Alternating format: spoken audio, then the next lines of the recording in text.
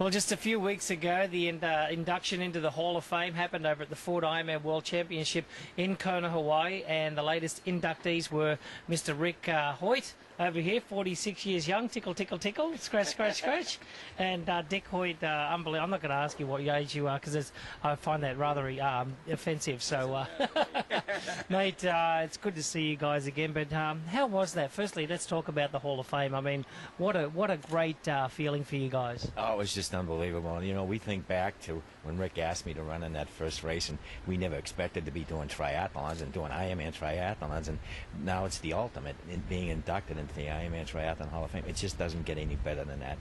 Yeah, you guys have competed on many occasions over there in Kona. I remember you guys from a long way back, and I also remember you getting blown, and Rick getting blown off the bikes and ended up in hospital and stuff. And, you know, this Ironman has, you know, not only put you guys on the map, but it's given you such a wonderful lifestyle that Rick pretty much wanted to get involved in the first place. That's right. Yeah, it's all Rick's fault that we were inducted. I mean, you know, if he hadn't asked me to run in that first race, you know, 27 years ago, we wouldn't be here today. Yeah, that's right. Yeah, and it all started out like years and years ago where he was the one that wanted to do that 5K. I think it was a 5K. Yeah, 5 miler all the way back then. So it's amazing how far that it's got you guys. Yeah, it's just unbelievable. You know, we never expected to be doing marathons and triathlons and traveling all over the world now. And now we're doing speaking engagements. And one thing we really enjoy, we're promoting triathlons and the Ironman and stuff like that. And there's more people throughout the world that are doing triathlons and Ironmans because of us and our story, because they look at them and they say, wow, if they can do it, we can do it. And they're out there doing it. And a lot of these big businesses now, the presidents and CEOs of companies who we speak to are now doing Ironman triathlon. It's just amazing.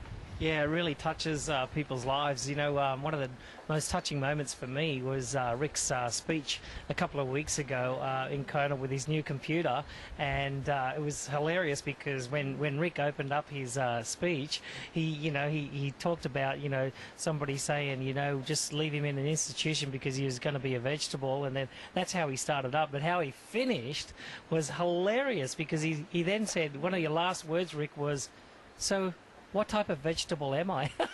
And I had to laugh at that, and because you were just, you know, making these jokes and all that, and it was just absolutely fantastic. And I just found that one of the most moving things. And then the rain started coming down, and we all hung out and waited for this speech to end. But that was a great night, and the speech was just all from Rick and through the computer.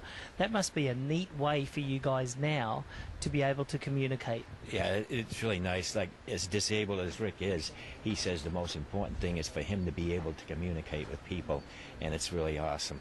Yeah, it really does. And him being a vegetable, and that was really something else. When, you know, when the doctor said, forget him, put him away, put him in an institution, he's going to be nothing but a vegetable. And here he is, you know, he's graduated from high school, he's graduated from college, he lives all by himself in his own apartment, and Rick and I have now competed in 982 athletic events. So we'll be doing our 1,000th event next year. What's going to be the 1,000th event? Well, it'll be probably our 27th Boston Marathon in April. We're going to have to cut back because we only have 7 more to go, you know, so we have to pick and choose.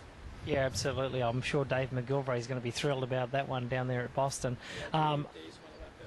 Dave, he's an awesome guy. Yeah, we're really looking forward to it. We do a lot with Dave. If it wasn't for Dave McGilvray, we wouldn't be doing triathlons. He's the one that asked us to start doing them. Yeah, Dave McGilvray was the man who was the race director in the second ever ITU World Championship down in Orlando, Florida in 1990. I remember that day very well. Well, for Rick and Dick Hoyt, I am Greg Welch for Ironman.com. And how excited for you were over there in Hawaii there, Rick? You were excited, weren't you, mate? Yeah. Woohoo! Just woohoo! Yeah, excited. This man's a legend in the sport of Ironman triathlon, and let's see him going around in the 1,000th race, probably on the 27th time these guys have competed in the Boston Marathon coming up in April of 2009. For the Hoyts, I am Mr. Welch, and we'll see you later.